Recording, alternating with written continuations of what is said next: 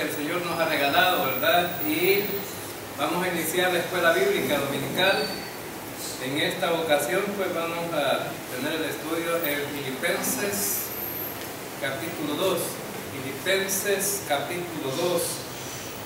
Y nos hemos quedado en el versículo 11. Así que vamos a continuar con el versículo 12 en adelante. Pues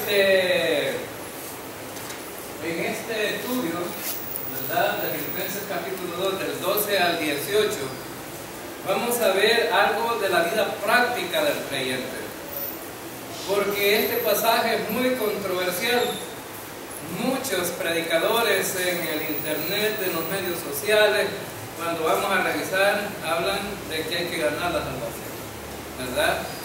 Y un creyente no, ¿verdad?, ha recibido la salvación porque la ganó, sino más bien ha sido un regalo de Dios. La salvación es un regalo de Dios. El problema es que confunden recuerden que tenemos tres tipos de salvación, o tres tiempos de la salvación. La salvación por la fe en Cristo Jesús, ¿verdad? Está determinada porque Cristo pagó por nuestros pecados en la cruz del Calvario. Y ahí sigue el segundo tiempo de la salvación en la vida práctica y luego en la glorificación, que vamos a ver un diagrama ahora. Pero ahora pues tenemos entonces el estudio en este pasaje y el contexto del estudio que ya vimos habla acerca de que los filipenses no debían hacer nada para vanagloriarse. Estaba hablando de la vida práctica. Se estaba dando el problema dentro de la iglesia que algunos hacían las cosas para la vanagloria, ¿verdad? Entonces eso debe de evitarse. Prácticamente todo lo que hacemos aquí, y estamos insistiendo y insistiendo, todo lo que hacemos aquí debe de ser para la honra y para la gloria de Dios. No es, nosotros simplemente somos instrumentos para el Señor. Y si tú vas a servir como instrumentos para el Señor, no es para que te vean, ¿verdad? Porque la mayoría de gente que se llena de vanagloria es para que lo vean, ¿verdad? O porque quiere ser superior a los demás. Ahora entonces el apóstol Pablo en el capítulo 2, versículos 3 y 4 ha hablado acerca de que no debe de ser precisamente. Esa es la razón, porque ustedes saben, hermanos, que si los creyentes servimos al Señor de esa manera, entonces estaríamos actuando como actuó Satanás, ¿verdad? Como actuó Lucifer. El diablo quería la honra y la gloria para él, y fíjense bien que era uno de los arcángeles del Señor que llevaba la música, la adoración a Dios. Y cuando él vio, ¿verdad?, que Dios era adorado y su Hijo era adorado y los ángeles cantaban y alababan al Señor, entonces, y el encargado de la música dijo, bueno, sería bueno que yo un día esté en esa posición también, y en lugar de adorar yo, me adoren a mí. Entonces muchos predicadores en los púlpitos o en los medios de comunicación social donde aparecen son como pavos reales, ¿verdad? Y ustedes saben, ya conocen los pavos reales, me imagino. Ahora entonces, y ustedes saben por qué es que los pavos reales son los con las alas extendidas, pasa, y el plumaje maravilloso y bonito que tienen, es para que lo vean, para mostrar, ¿verdad?, su gracia ante todos los demás, los espectadores, o sea, la gracia que tiene de tener un plumaje bello. Pero muerto el pavo real no significa nada, ¿verdad? Ahora entonces, de la misma manera, hay predicadores que quieren que los demás los vean, quieren crear un impacto en los demás, no tanto de de la palabra de Dios, no tanto del quehacer, ¿verdad? De Dios en la vida de los seres humanos, sino más bien el impacto es personalmente, ¿verdad?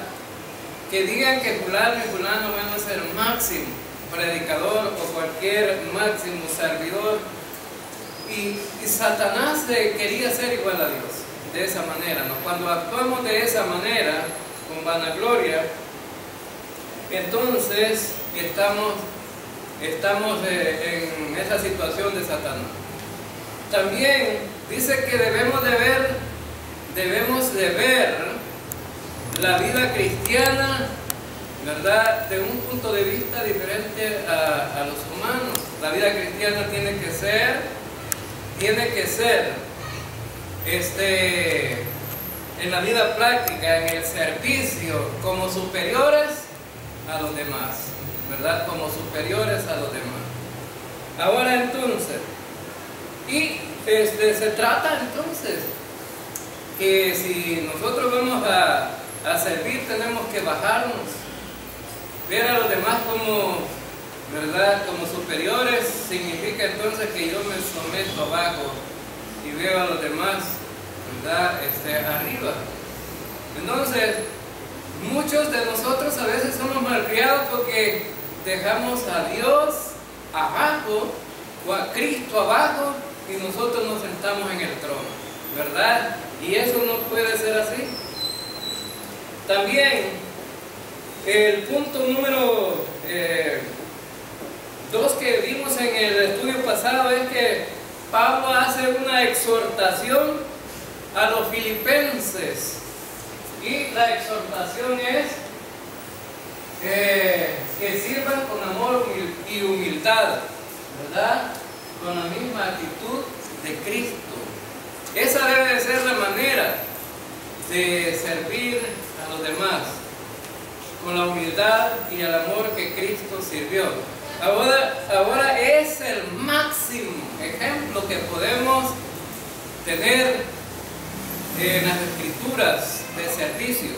Fíjense bien que desde en su inicio del ministerio de Cristo no fue buscando el halago de las personas. Dijo: el Hijo del Hombre no ha venido para que le sirvan, sino para servir y dar su vida en rescate por todos.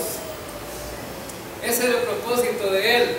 Ahora, entonces, vemos que el servicio que nosotros podemos prestar debe de ser con esa humildad de Cristo y con el amor que Él lo hizo. Ahora, si nosotros pensamos en Cristo, ¿a dónde estaba? Pues antes de venir aquí a la tierra. Recuerden que se encarnó, ¿verdad? Ese fue el estudio del domingo pasado. Se encarnó y se humanó, no dejando la calidad de Dios, ¿verdad?, ni la naturaleza de Dios, sino simplemente Él tomó la parte física de los seres humanos y se hizo como un siervo. Se hizo como un siervo. Ahora entonces, ese hecho de dejar la gloria donde le adoraban los ángeles, su trono a la diestra de Dios, y bajar aquí para prestar un servicio de esclavo. A nadie le gusta ser esclavo, ¿no? Fíjense bien, la gente siempre anda renegando: yo no soy esclavo de nadie, ¿para qué me manda? ¿Verdad? Ahora, ¿cómo reaccionamos nosotros cuando los ponemos a servir a ustedes? Si los ponemos a servir, no es para que se sientan, fíjense bien, elevados, sino más bien que se sientan siervos. Porque también el servicio que van a prestar es de un siervo.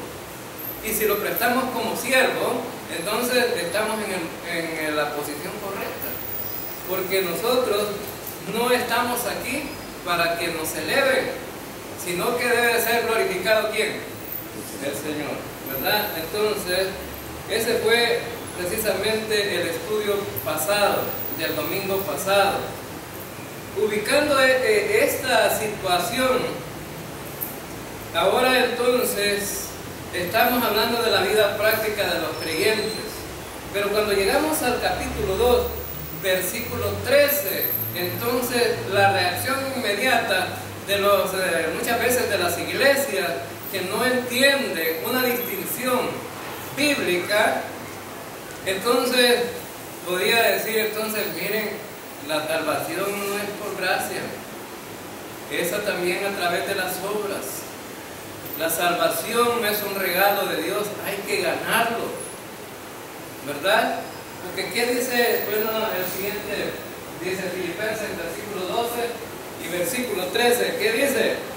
Por tanto, amados míos, como siempre habéis obedecido, no como en mi presencia solamente, sino mucho más ahora en mi ausencia, ocupados de vuestra salvación con temor y temblor, porque Dios es el que en vosotros produce así el querer como el hacer por su buena voluntad.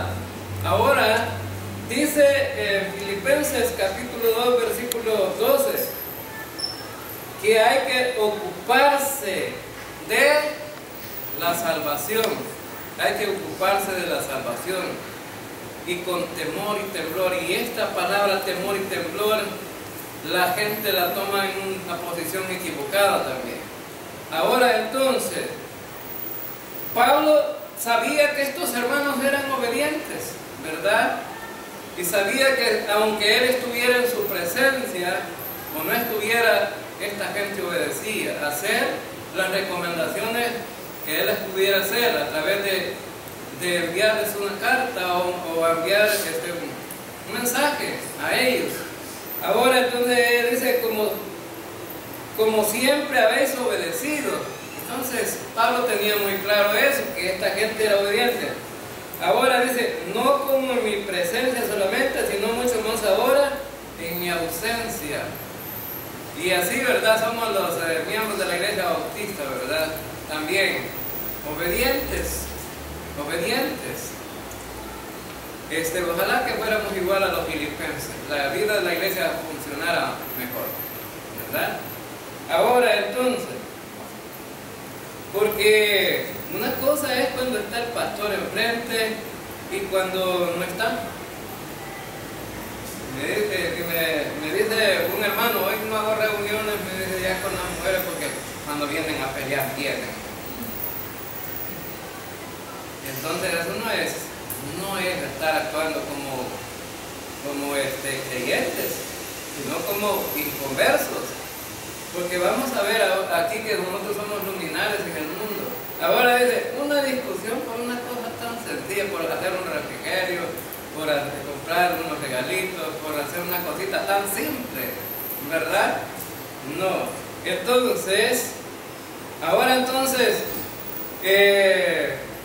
dice que estos hermanos, ya sea en la presencia de Pablo o no en la presencia de ellos, caminaban bien.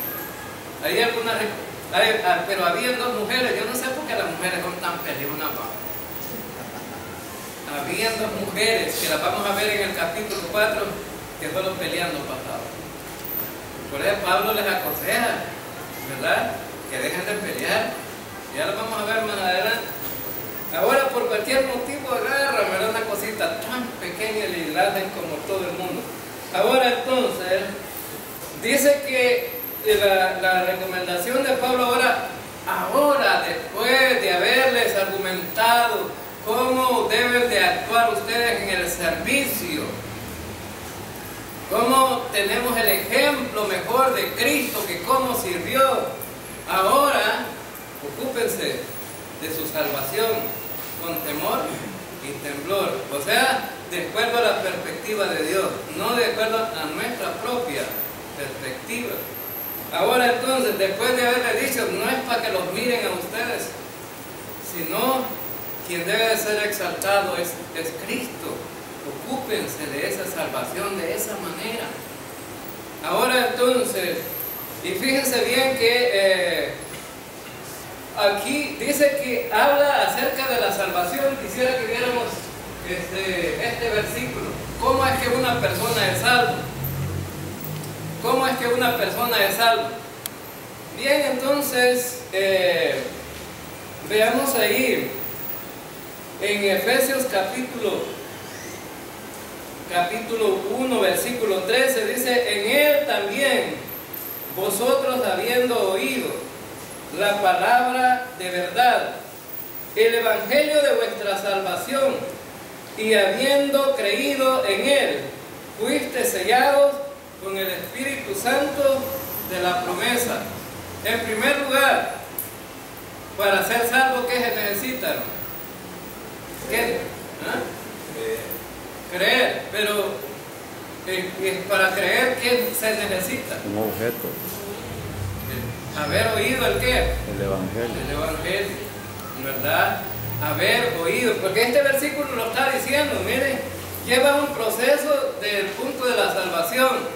Primero, habiendo oído la palabra de verdad, el evangelio de vuestra salvación. Lo primero que una persona debe oír para salvarse es el evangelio. El evangelio, es decir, una persona no se salva por hablar de las ofrendas, una persona no se salva por hablar de cualquier otro tema, sino hablar acerca de la justificación a través de confiar en Cristo, a través del evangelio. De esa manera que se salva. Ahora entonces, y dice que después de haber oído el evangelio, habiendo creído, no solamente se trata de oír, sino de creer también. Se trata, porque la gente puede oír, aquí siempre, en todos los domingos, hablamos a veces, ¿verdad?, del evangelio. En toda predicación hablamos siempre al punto del evangelio. La gente puede oír el evangelio, pero solo por oír el evangelio la gente es salva, hermano. Porque la gente lo puede oír. Nosotros vamos allá a predicar a la gente inconversa y lo que le predicamos es el evangelio. Pero mucha de la gente que le hablamos no es salva. ¿Por qué? No lo cree. No dice, bueno, ese mensaje que tú traes es muy fácil. Para la gente se le considera muy fácil salvarse de esta manera. Hasta me sorprendió el día de ayer que encontré una católica que no dijo que la salvación era por obras. Allá en Santo Tomás hablamos con la señora y dice: nadie puede ganar la salvación, dijo la señora. Y yo, ¿cómo que dice que es católica? Ustedes saben que los católicos dicen que se gana la salvación. Nadie le puede ganar la salvación, sino que la salvación es un regalo, dijo ella. Está bien en línea en este punto la señora, ¿verdad? Dice, la salvación es un regalo, es por gracia. Entonces, se sorprende uno oír hablar a un católico así. Es por gracia, dice. Y también dice, no lo merecemos. Pero los que ganan la salvación a través de la obra, ¿qué dicen? Que lo merecen. Ahora entonces me sorprendió. Esta señora el día de ayer y empezamos a hablar y a leerla. No contradijo, pero ningún punto de lo que le explicamos. No dice, si la salvación es por lo que Dios, por lo que Cristo hizo en la cruz. No es por lo que el hombre pueda hacer.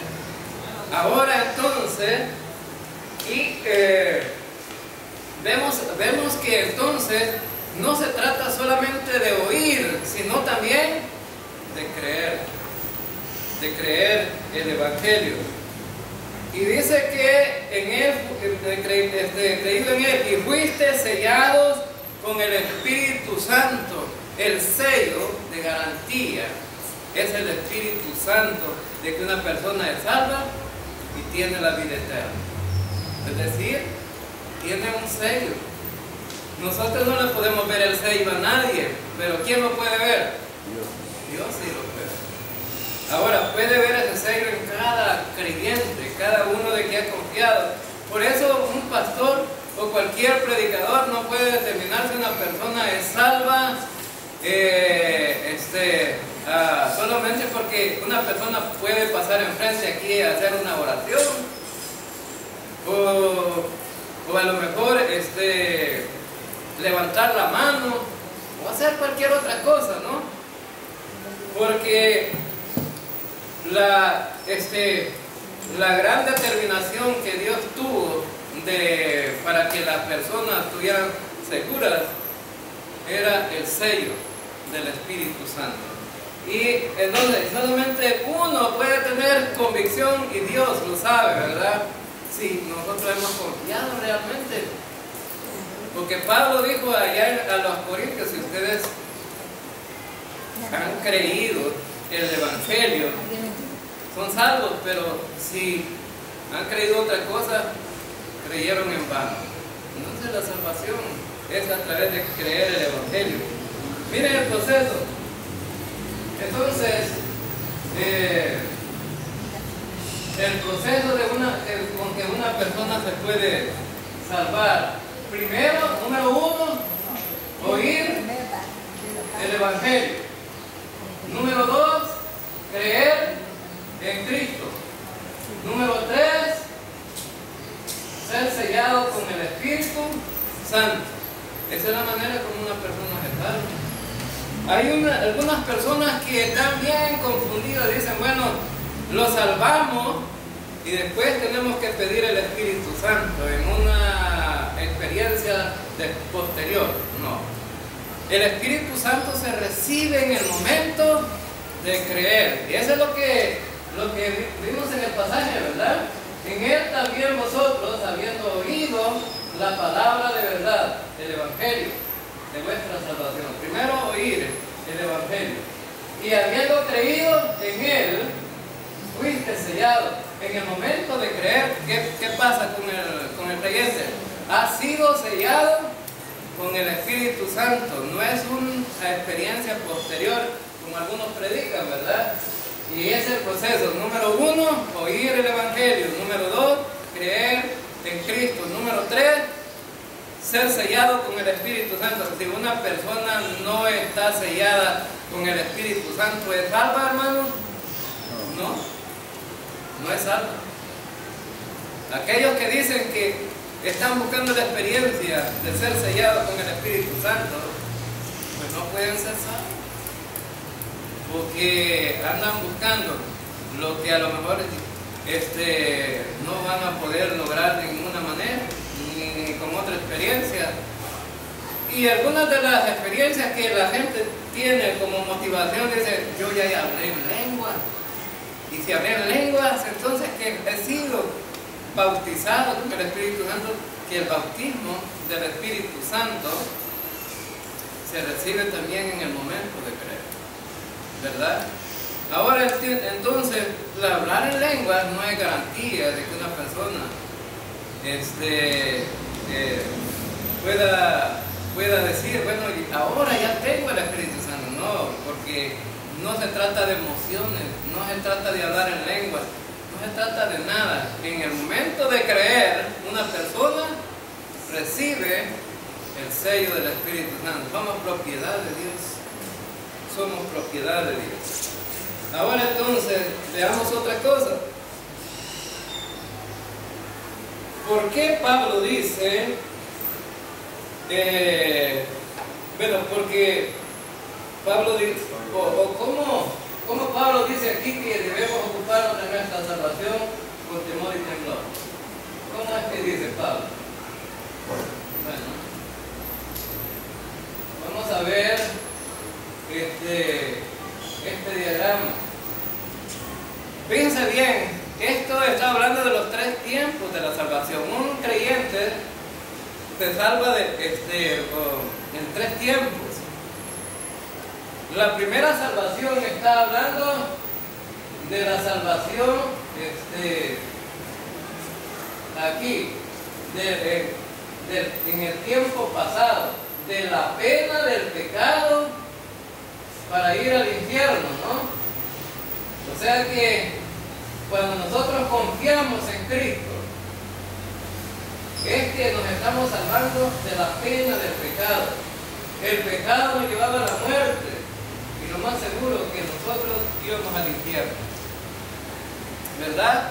Ahora, en el segundo tiempo de la salvación, ¿verdad? Que es en el tiempo presente, ahora, en el tiempo que estamos viviendo, hoy como creyentes. En el tiempo pasado no éramos creyentes, pero confiamos en Cristo inmediatamente, ¿verdad? Fuimos aceptos por Dios y entonces ya no vamos al infierno. Ahora entonces, pero en el tiempo presente estamos siendo salvos del poder del pecado. Ahora entonces, esta es en la vida diaria del poder del pecado. Ahora díganme, en qué pasaje, cuál es el pasaje bíblico que está primero aquí? Filipenses 2. Filipenses 12 y 13. ¿Cuál es el pasaje que estamos estudiando hoy? Filipenses 2. Filipenses 12 y 13. Ahora, ¿por qué hago reseña de esto? Porque muchos toman este pasaje como para ganar la salvación, o que la salvación se pierda. No, aquí no está hablando de ganar la salvación, ¿verdad? Sino más bien cómo ser librado del poder del pecado. ¿Por qué somos librados del poder del pecado? Porque todavía nosotros tenemos la vieja naturaleza dentro de nosotros, y la vieja naturaleza nos lleva a pecar. Levanten la mano los que sienten que ya desde que confiaron en Cristo no sintieron ninguna cosa mala en su pensamiento y en su corazón en contra de otra persona o en contra de los demás. La vieja naturaleza te lleva a la mentira, te lleva al odio, te lleva a la ira, te lleva a contiendas, te lleva a todo.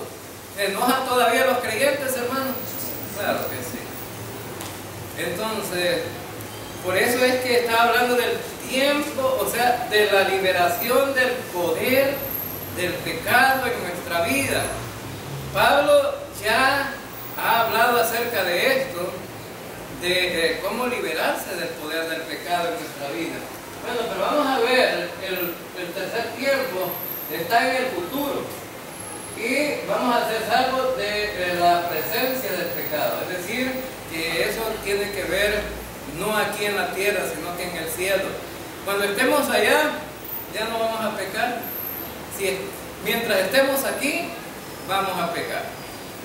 Ahora entonces, pero fíjense bien, en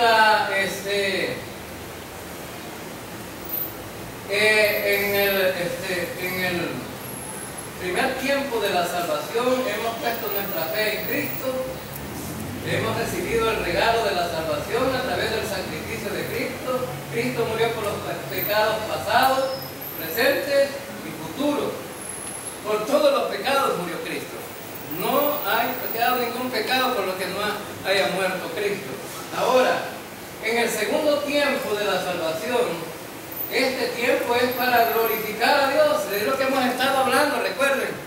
Todo lo que hagamos es para darle gloria a Dios y no a nosotros. Por eso nosotros somos siervos, para que no estemos elevados, sino más bien para que estemos abajo, ¿verdad? Y pongamos a Cristo arriba.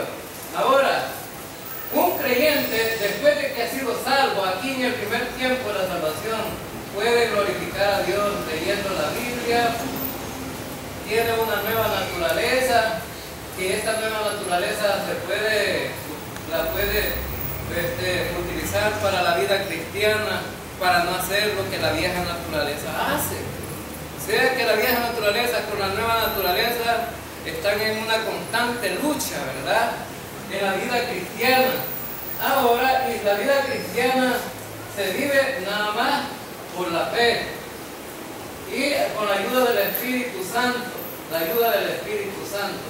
Ahora entonces, significa que la vida más difícil de un creyente es en el tiempo presente. Tiempo presente tenemos dificultades en la vida cristiana. Cuesta vivir la vida cristiana. Es fácil la salvación, pero no es fácil vivir la vida cristiana. Ahora entonces, también en el tercer tiempo de la salvación salvación va a ser en el cielo y el Señor, Él, ¿verdad? Va a gobernar nuestras vidas y ya no podremos ser, la presencia de Él no va a permitir que haya pecado, ¿verdad? En nuestra vida.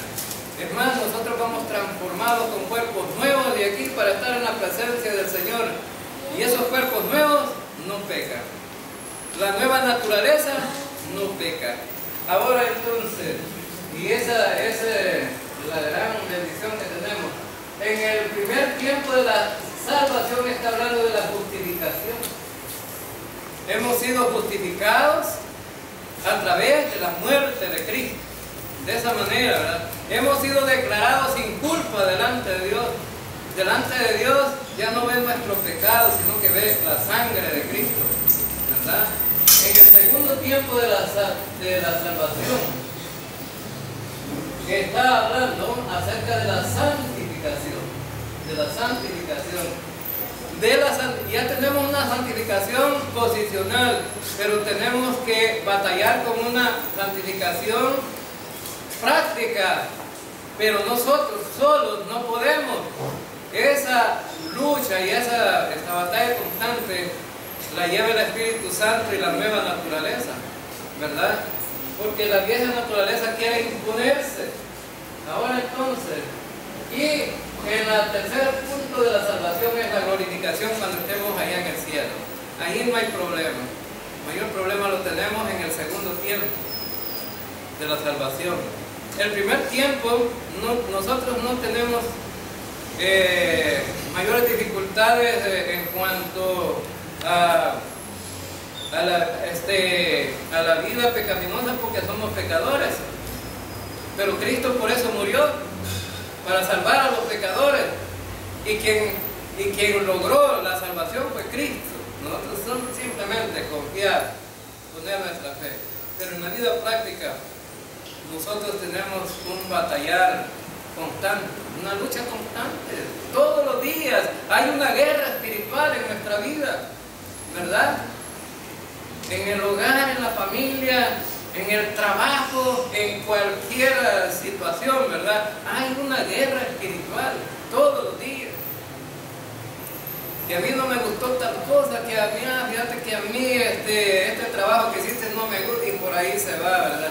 Y algunos, bueno, se estresan tanto y se enferman tanto con los problemas y dicen, bueno, no sé qué hacer. Por eso Pablo dice, ocúpense de su salvación con temor y temor. Ahora, ocuparse de la salvación es ocuparse de algo que ya se tiene. No se puede ocupar uno de algo que no tiene. Por ejemplo, ¿cuál es la ocupación del hermano Vladimir todos los días? Él tiene un oficio, ¿no? ¿Y cuál es su ocupación? Estar soldando todos los días, ¿verdad? Como un soldador ahí, de caballero, ¿verdad? Todos los días, haciendo una gran galera ahí, para tener más venta. Ahora entonces el hermano tiene una ocupación. Si no tuviera ese oficio, ¿cree usted que se ocupara en eso? Él se ocupa porque ese es su oficio. Ahora, entonces los creyentes nos ocupamos de la salvación porque somos creyentes. Es algo que ya tenemos, la salvación ya la tenemos, pero necesitamos ocuparnos de ella. Ahora entonces, y esa salvación necesita, ¿verdad?, una atención. ¿Qué significa ocuparse de la salvación? La palabra griega, katerasomai, que significa moldear, hacerse apto para una cosa. Eso significa, ¿verdad? Significa moldear, o sea, la vida de la persona tiene que ser moldeada, porque no está acabada precisamente.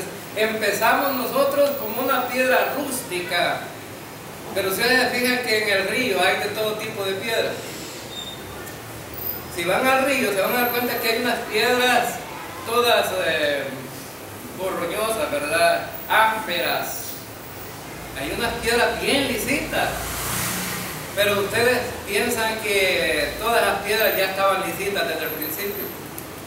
No. ¿Y saben cómo se hace? A través de las crecientes, las grandes crecientes vienen chocando piedra con piedra.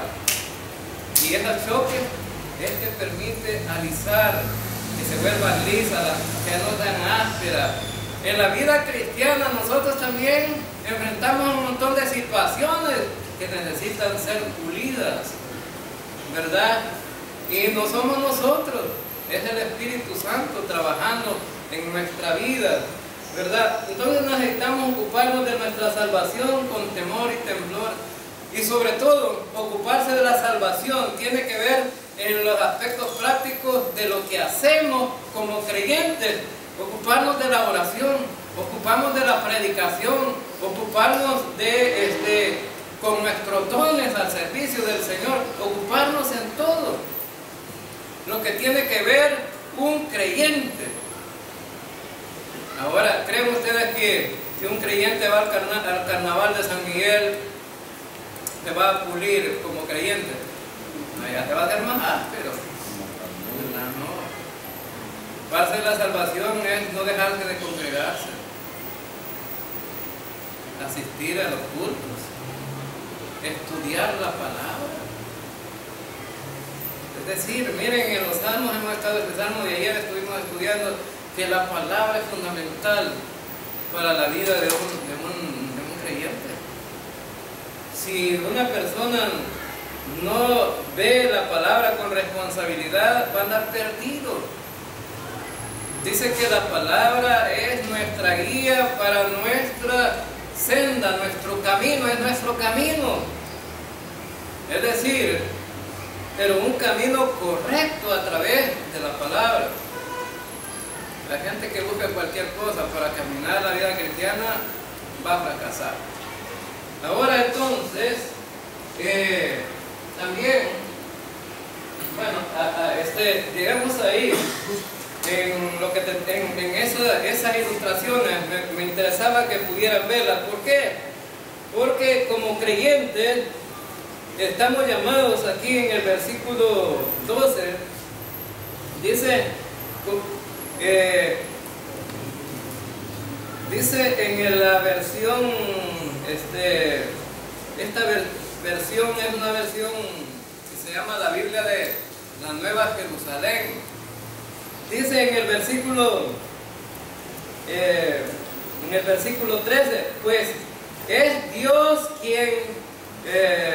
quien por su benevolencia realiza en vosotros el querer como el hacer. Es decir, no somos nosotros en sí, nosotros tenemos que poner simplemente aquellos aspectos de nuestra voluntad. Así como hoy amaneció diciendo mi nieta, hoy no voy a ir al culto, no voy a ir a la escuela bíblica. Entonces nosotros le dimos, ¿cómo no? Tiene que ir. No, la escuela bíblica, hoy no quiero estar en la escuela bíblica. Había amanecido con el diablito adentro, ¿va? Ahora entonces, y que nosotros le dimos, ¿cómo no? Tiene que estar.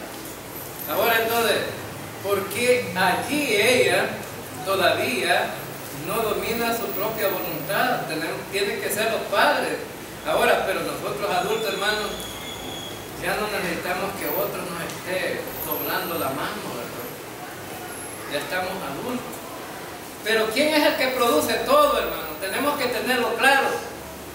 Porque Dios es el que produce en vosotros el querer como el hacer por su buena voluntad. El querer como el hacer. Fíjense bien, Dios produce en nosotros el querer. Yo preguntaba a una hermana en una ocasión, hermana, ¿por qué no está asistiendo a la iglesia? Bueno, me dijo, le voy a ser sincero, a mí no me gusta andar con mentiras. Yo voy a hablarle claramente. No he ido a la iglesia, me dice, por pura pereza. Sincera la hermana, ¿verdad? Ahora entonces, y le pregunto, ¿le dan deseos de asistir a la iglesia a usted? Sí, me dan deseos de asistir. Dios ponía en ella el querer. El querer. Pero ¿dónde fallaba el hermano? La hermana. En el hacer.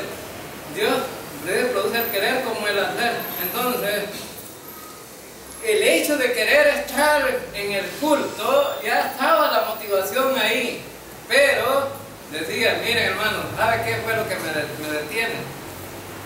Iba a buscar un vestido para poder venir a la iglesia y resulta que todos estaban ajados. Entonces, y por no plancharlo, no vine a la iglesia. Hermano, ahí por llegar ajado, nadie le va a decir nada. Si usted no puede planchar así, vaya sin planchar. Nadie le va a decir nada. Ahora entonces, motivándola al hacer. Hay gente que tiene dones, ¿verdad? Que el Señor le ha dado y ya lo descubrió. Y entonces, Dios le ha mostrado el querer muchas veces. Por ejemplo, el don de a lo mejor de predicar, o el don de enseñar, o el don de evangelizar, cualquier don, ¿verdad? O el don de servir, y a lo mejor Dios le mostró y dice, bueno, tengo ganas de servir.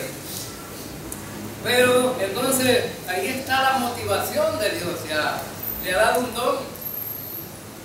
Ahora entonces, ¿pero por qué no sirve? Todavía le falta el hacer. Y entonces, Dios está interesado. Le ha puesto el Espíritu Santo para poder, y le ha dado el don para poder hacerlo.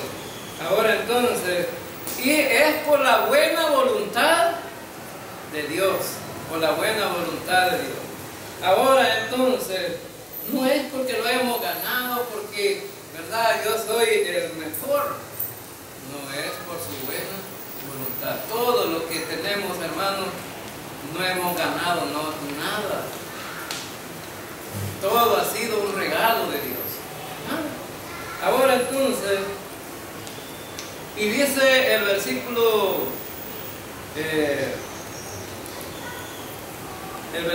14, hacerlo todo sin murmuraciones. Ahí está un serio problema. Esto de murmuraciones, algunos se confunden tanto en dos versículos anteriores que leímos, versículos 12 y 13, y dice, bueno, las murmuraciones, hermanos, sería un obstáculo, ¿verdad? Para tener la salvación. No, la salvación es un regalo. Ahora, ¿en qué sería un obstáculo las murmuraciones? En la vida práctica. No murmurando, ¿verdad? Ahora, ¿cuál es el problema? ¿Cómo se entiende la murmuración? Este hermano Jorge, ¿verdad?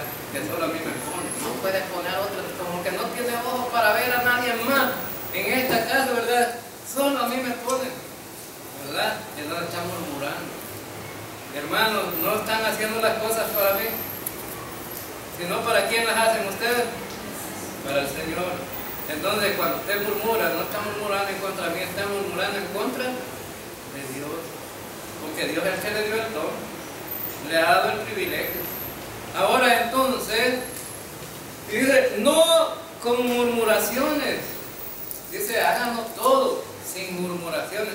El deseo de Dios es que nosotros todo lo que hagamos, lo hagamos espontáneamente, ¿verdad? Ni por fuerza. Es que nada, la fuerza no va a servir.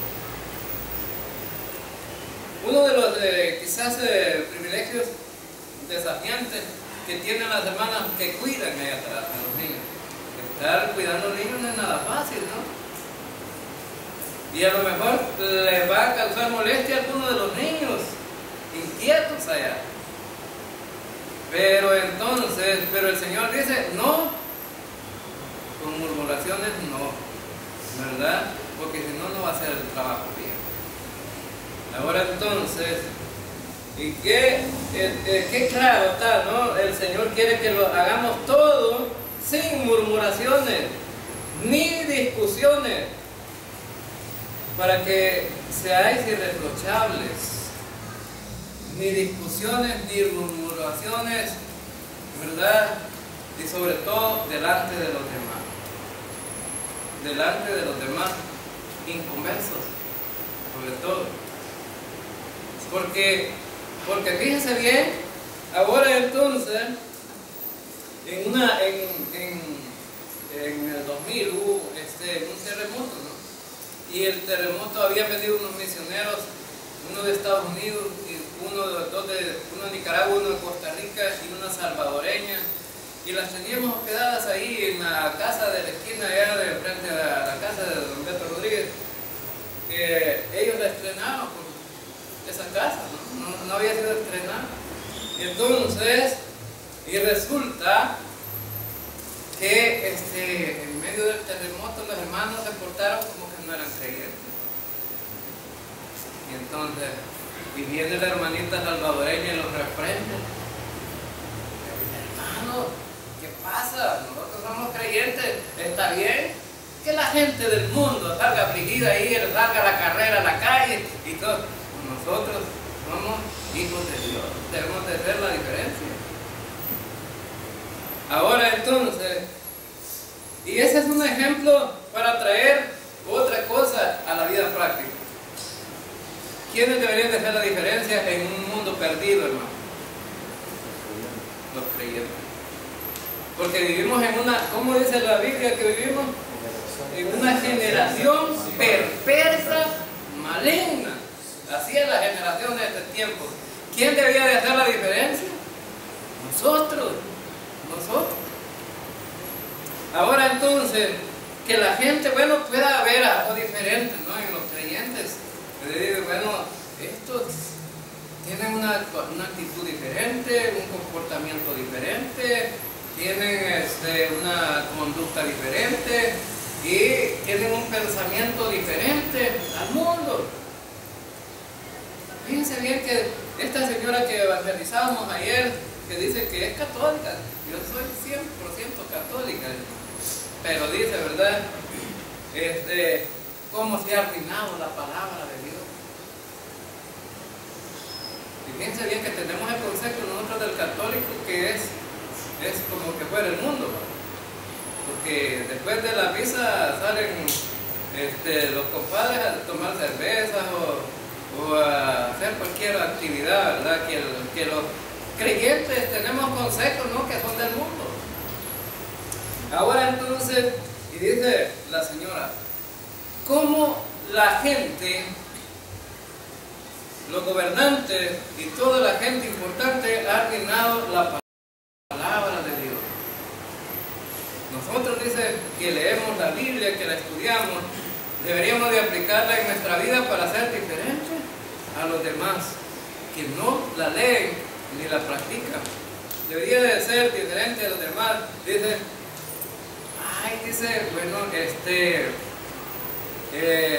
a través de las campañas, dice,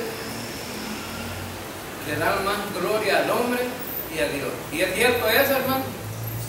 Le dan más gloria al predicador, y estaba correcto la señora. Porque aquí tuvimos un hombre que estaba recién convertido, no sé, ya tiempo de convertir, pero había una campaña aquí, y la gente no quería ver a Cristo, sino que al ex, no sé si era ex cantante o a ver qué, o un reggaetonero. ¿Ah? Era un rapero, Un rapero. Ah, bien, de un cantante o de música. Ahora, quería ver, pero no a Cristo. Ahora entonces, y dice la señora, y le digo yo, sí, y fíjense bien que los gobiernos del mundo están